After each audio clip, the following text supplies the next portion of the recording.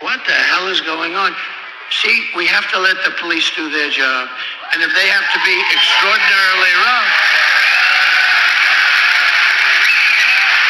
And you know the funny thing with all of that stuff, look at the department store, same thing. They walk into a, you see these guys walking out with air conditioners, with refrigerators on their back, the craziest thing.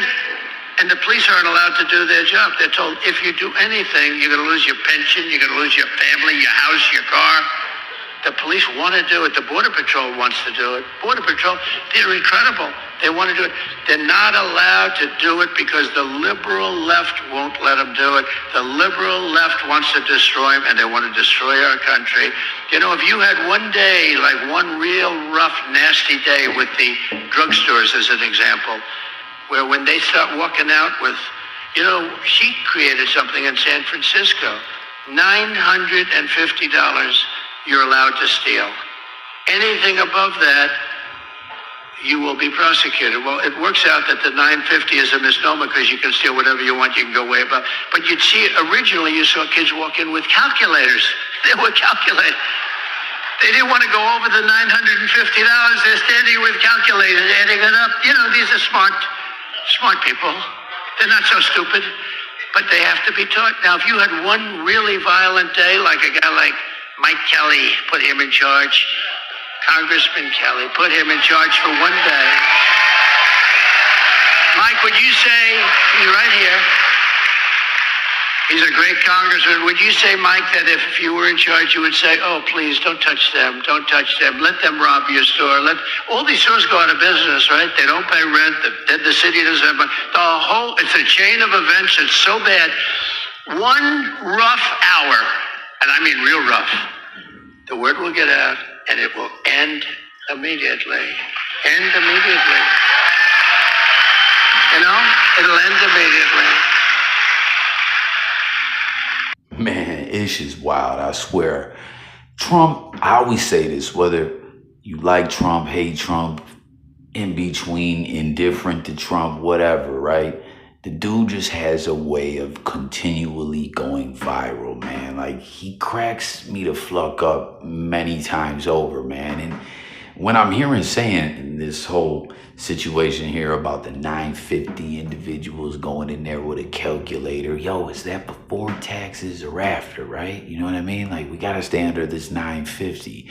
I'm thinking about this and saying, yo, there's no way this can possibly be true that they're just allowing people to shoplift as long as they don't hit that 950 mark. Like, that's cap. That just can't be, you know? And if you fact check it, you see the proposition in which Trump is speaking of, you know, didn't make it where it's just like, hey, you can shoplift and it's all gravy, nothing happens. It meant that it was a misdemeanor rather than a felony until you hit that certain level, right? Like between petty theft, grand larceny, whatever the case may be, different laws, different names, state by state or whatever, but that it was a misdemeanor and not a felony. And when I'm hearing all this, right, I just am thinking of it all, like I said, the way Trump just has this way of speaking that can just crack you the fuck up, even if you don't care for him, right? And it's almost like, man, the way he goes about doing his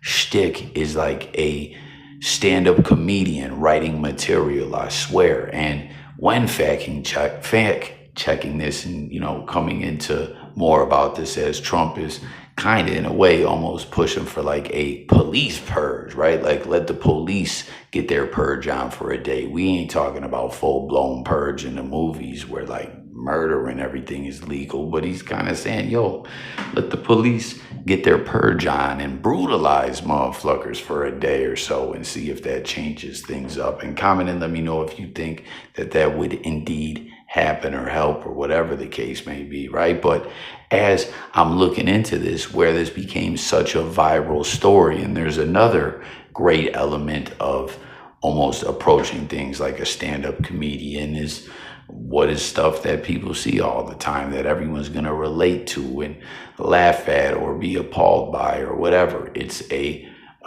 viral video. And that's where this became such a trending story, is that there was a viral video at a TJ Maxx or some spot in California, right, where individuals walked out of some stores with all kinds of merchandise, duffel bags and all that, and it seemed like no one was really chasing them. You know, when it comes to loss prevention and theft and stopping it or not stopping it, and how much money's involved and stuff like that, a lot of that has to do with different states and liability laws. Like if you try to steal some ish in Florida, they'll bust your head wide open over $5. You know what I mean?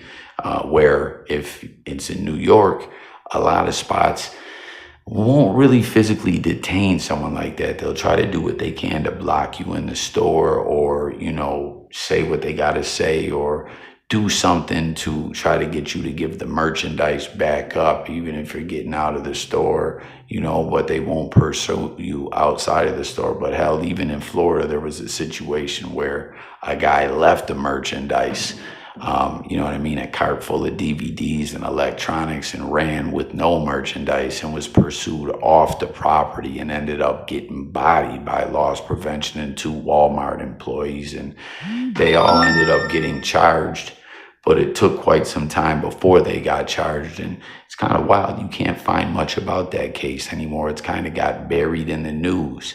And I don't know, I wonder if Walmart just what they kind of had to do to get that stop getting covered in the media, or if there was a plea bargain or what happened. Like the case carried on for so long that the loss prevention guy, who was wild aggressive, like there was a lot of videos of this guy brutalizing people, he actually passed away and the case was still going on. He was a big, burly, ugly son of a bitch that looked like Santa Claus on crack, you know what I'm saying?